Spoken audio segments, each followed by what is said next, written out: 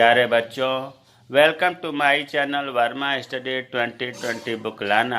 मैं UP board के class 11 के छात्र छात्राओं के लिए इकोनॉमिक्स सब्जेक्ट को हिंदी माध्यम से मैं फुल कोर्स कराऊंगा। यदि आप फुल कोर्स करना चाहते हैं तो मेरे चैनल को सब्सक्राइब कीजिए और बेल आइकन को प्रेस करना न भूलें, ताकि जो भी वीडियो मैं अपलोड करूं उसका नोटिफिकेशन आपको सबसे पहले मिल सके। भारतीय अर्थव्यवस्था के विकास पुस्तक में चैप्टर 5 चल रहा है, भारत में मानव पूंजी का निर्माण। इसमें चौथा वीडियो है। अभ्यास के प्रश्नोत्तर एक्सरसाइज के क्वेश्चन आंसर हल हो रहा है। आज जो है क्वेश्चन 15 से क्वेश्चन 20 तक चलेगा, अर्थात ये मानव पूंजी का निर्माण चैप्टर आज पूरा हो जाएगा। प्यारे बच्चों, 15वां प्रश्न है, किसी व्यक्ति के लिए कार्य के दौरान मतलब नौकरी के दौरान प्रशिक्षण क्यों आवश्यक होता है। इसीलिए मैंने मानव पूंजी के निर्माण का स्रोत जब पढ़ाया था पहले वीडियो में, पहले पार्ट 1 में, तो मैंने बहुत जोर दिया था कि घुमा फिरा करके इन स्रोतों से ही क्वेश्चन बनता है। एक एक स्रोत का एक एक क्वेश्चन फुल क्वेश्चन बन जाता है। वैसे पांचों स्रोतों को भी मिला करके क्वेश्चन बनता है। तो इस क्वेश्चन में कार्य के दौरान प्रशिक्षण क्यों जरूरी है ये पूछ रहा है। देखिए, लिखा है प्रौद्योगिकी परिवर्तन एक सतत प्रक्रिया। प्रौद्योगिकी को अंग्रेजी में कहते हैं टेक्नोलॉजी। जो 10 साल 5 साल 20 साल पहले जो टेक्नोलॉजी थी वो अब नहीं है। अब जो है तमाम नई नई टेक्नोलॉजी चेंजिंग हो रही है, अर्थात आने वाले समय में प्रौद्योगिकी परिवर्तन तो होता रहता है। अब ये तो रुकने वाला है नहीं, औद्योगिक परिवर्तन सुधार होता रहता है। अब जो हमारी श्रम शक्ति है, जो श्रमिक कार्य करते हैं वो पुराने ज़माने के हैं, तो उनको हम प्रशिक्षण के द्वारा अद्यतन मतलब अपडेट करते हैं। नई नई मशीनों के बारे में हम जानकारी प्रदान करते हैं ताकि वो इस मशीनों से ज़्यादा उत्पादन कर सकें। तो अब आपको क्लियर हो रहा होगा कि कार्य के दौरान, नौकरी के दौरान प्रशिक्षण बहुत ज़रूरी है। जैसे मान लो उदाहरण दे रहा है कि 1980 में कोई व्यक्ति MBBS की डिग्री लिया, उस समय डेंगू नामक बीमारी नहीं थी। अब हम एक डॉक्टर को MBBS पुनः करने के लिए तो कहेंगे नहीं, और उसको अब हम ट्रेनिंग देंगे, सेमिनार आयोजित करेंगे, वेबिनार आयोजित करेंगे और उसमें डेंगू के बारे में, डेंगू के लक्षण, कारण, उसके उपचार के बारे में बताया जाएगा, तो वो अपडेट हो जाएगा। डेंगू के बारे में इलाज करने में उसे दिक्कत नहीं आएगी। उसी तरह से मान लो बहुत पहले का अगर कोई B.Ed किया है, B.Ed करके टीचर बन गया और आज के समय में ऑनलाइन पढ़ाई हो रही है, वो ऑनलाइन के बारे में नहीं जानता है, तो उसे ट्रेनिंग के द्वारा, प्रशिक्षण के द्वारा उसे अपडेट किया जाएगा, इसलिए ताकि वो आज के ज़माने में ऑनलाइन अच्छे से अच्छे पढ़ा सके। तो अब आपको समझ में आ गया होगा कि कार्य के दौरान प्रशिक्षण क्यों ज़रूरी है। ये प्रशिक्षण जो फर्में हैं या सरकार है, फर्में अपने कारखानों के अंदर देती हैं या कहीं ट्रेनिंग इंस्टीट्यूट में भेज कर कराती हैं। अगला प्रश्न है, मानव पूंजी और आर्थिक समृद्धि के बीच संबंध स्पष्ट करें। देखिए, यहाँ पूछ रहा है मानव पूंजी।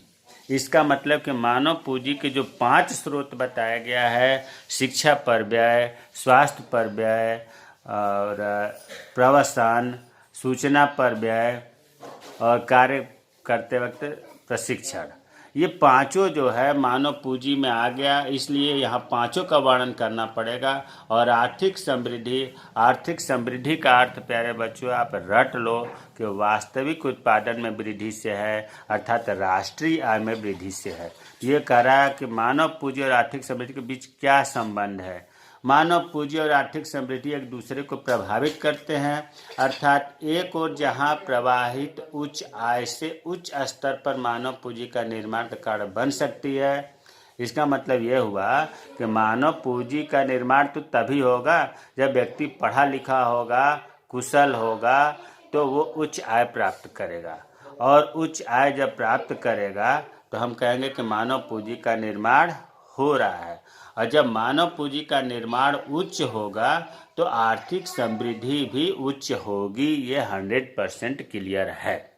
क्योंकि जब प्रति व्यक्ति आय बढ़ती है तो राष्ट्रीय आय बढ़ती है और मानव पूंजी के निर्माण से उत्पादकता बढ़ती है, प्रति व्यक्ति आय बढ़ती है। इसको जो है चित्र के माध्यम से, मतलब मानव पूंजी और आर्थिक समृद्धि के बीच जो संबंध है चित्र के माध्यम से भी दिखाया जा सकता है और आसान भी है। तो देखिए, मानव पूंजी निर्माण जब होता है तो लोगों की आय उच्च होती है, आय ज़्यादा होती है। ये गोले में इसे बना दिया गया कि मानव पूंजी निर्माण से उच्च आय में वृद्धि होती है और उच्च आय जब उसके पास होगा तो वो निवेश करेगा। निवेश का मतलब होता है कि वो इधर उधर वो खर्चा रोजगार में बढ़ाने में, रोजगार को बढ़ाने में, व्यापार में निवेश करेगा। और जब वो मानव पूंजी में निवेश करेगा तो उसकी जो है मानव पूंजी वो सुविकसित होगी, अर्थात उसकी और पूंजी बढ़ती जाएगी। और जब पूंजी बढ़ती जाएगी तो उत्पादन भी बढ़ेगा और कुशलता भी बढ़ेगी। उत्पादन और कुशलता जब बढ़ेगा किसी राष्ट्र का, किसी व्यक्ति का, तो उस देश की आर्थिक समृद्धि भी उच्च होगी और आर्थिक समृद्धि जब उच्च होगी तो निश्चित रूप से मानव निर्माण पूंजी भी मजबूत होगी। तो ये घुमा फिरा करके ये चक्र है जो आपको दिखाया गया है मानव पूंजी और आर्थिक समृद्धि के बीच में संबंध। अगला क्वेश्चन है, भारत में स्त्री शिक्षा के प्रोत्साहन की आवश्यकता पर चर्चा करें। स्त्री शिक्षा के प्रोत्साहन, यहाँ केवल शिक्षा नहीं है, तो प्रोत्साहन का मतलब होता है प्रेरित करना। भारत में स्त्री साक्षरता जो है 65.46% है, पुरुष साक्षरता दर 82.14% है। इसका मतलब कि महिलाओं का जो साक्षरता दर है वो कम है। तो महिलाओं की शिक्षा पर, स्त्रियों की शिक्षा पर ज़्यादा ध्यान देना जरूरी है। इसके लिए क्यों ज़्यादा ध्यान देना जरूरी है या क्या लाभ होगा स्त्री शिक्षा को बढ़ावा देने से? तो पहला है कि समाज में महिलाओं का सामाजिक स्तर ऊंचा उठाने के लिए भाई स्त्री शिक्षा बहुत ज़रूरी है, ताकि सामाजिक स्तर पर जो महिलाओं को निम्न श्रेणी में गिना जाता है, देखा जाता है, वो ऊंचा उठें, अपनी बात रखें और सामाजिक स्तर का लेवल ऊपर हो। दूसरा है महिलाओं को तकनीकी शिक्षा भी दिया जाना चाहिए, ताकि वो उनको अधिक से अधिक समाज से ऊपर उठ करके कोई कार्य करने में दिक्कत ना हो। तीसरा है महिलाओं की आर्थिक स्वतंत्रता बढ़ाने के लिए। आर्थिक का मतलब यहाँ धन दौलत से है। उनके पास अगर पैसे रहेगा तो तमाम तरह के कार्य कर सकते हैं। अर्थात आर्थिक स्वतंत्रता बढ़ाने के लिए महिलाओं को शिक्षा में बढ़ावा देना जरूरी है। स्त्री शिक्षा प्रजनन दर पर सकारात्मक प्रभाव डालता है और इससे जन्म दर कम हो जाती है।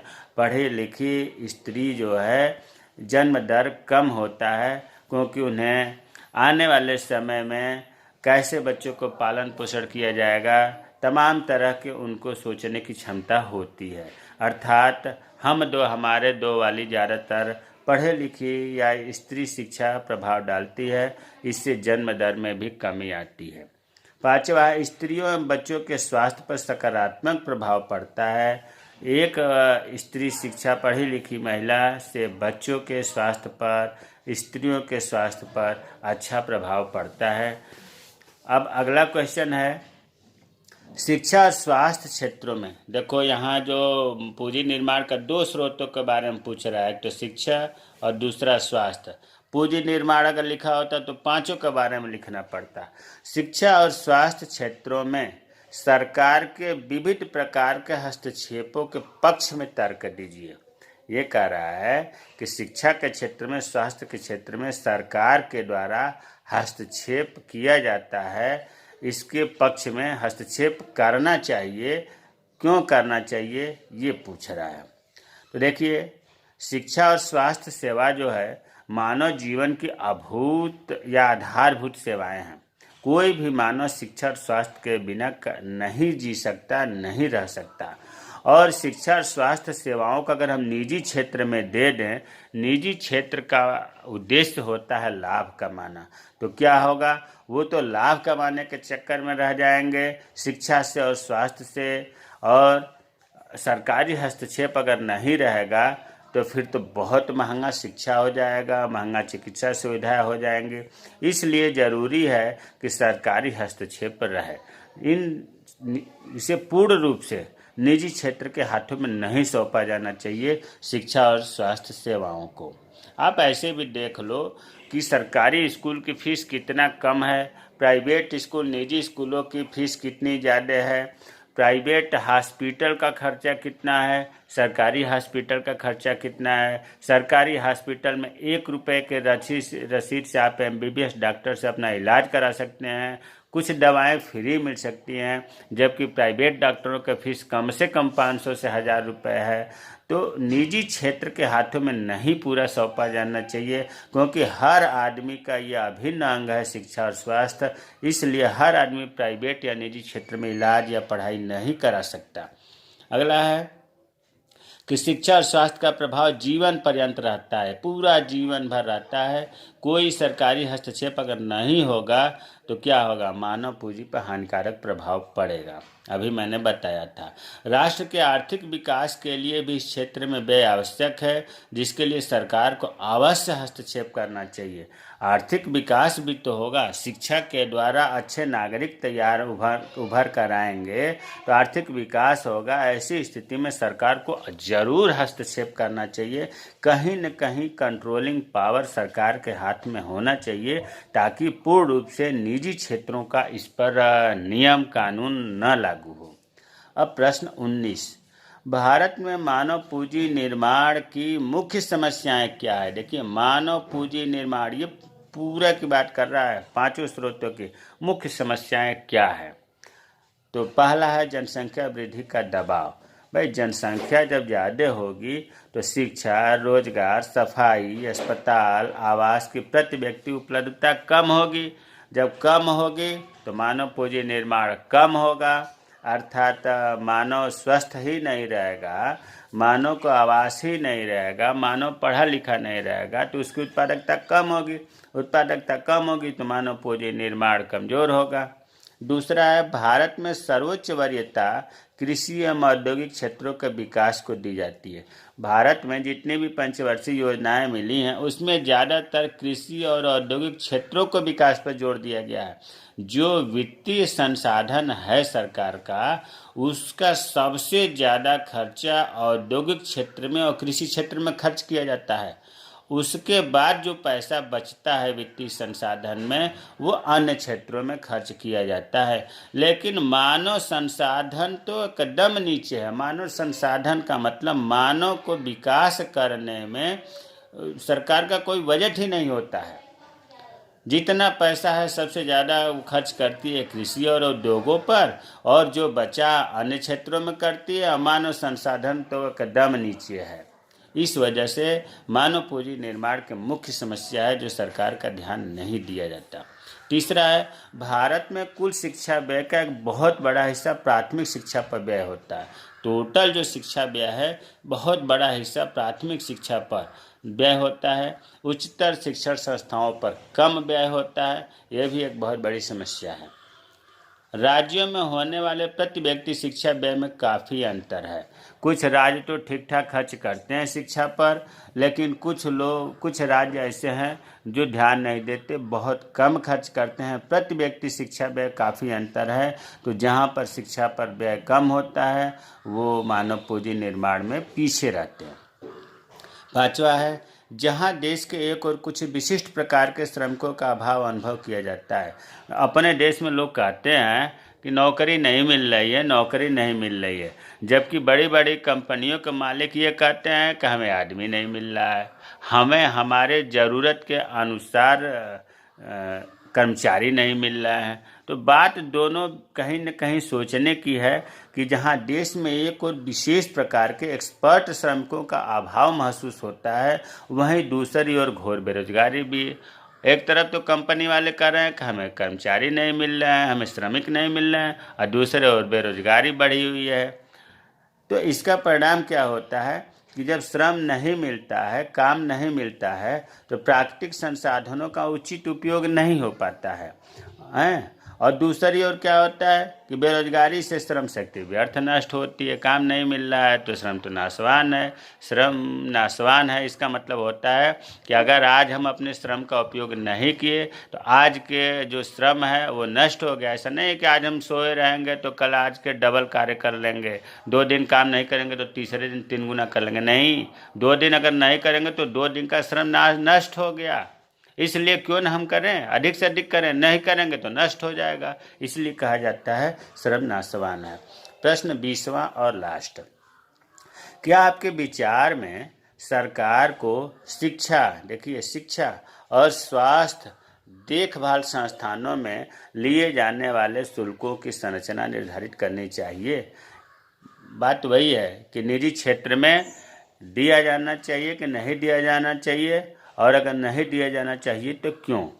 तो फिर देखिए प्रश्न पूछ रहा है कि आपके विचार में अपना विचार दीजिए कि शिक्षा और स्वास्थ्य देखभाल करने वाली जो संस्थाएं हैं उन पर जो फीस लेने की है उस पर गवर्नमेंट का हस्तक्षेप होना चाहिए कि नहीं होना चाहिए, यदि हाँ तो क्यों?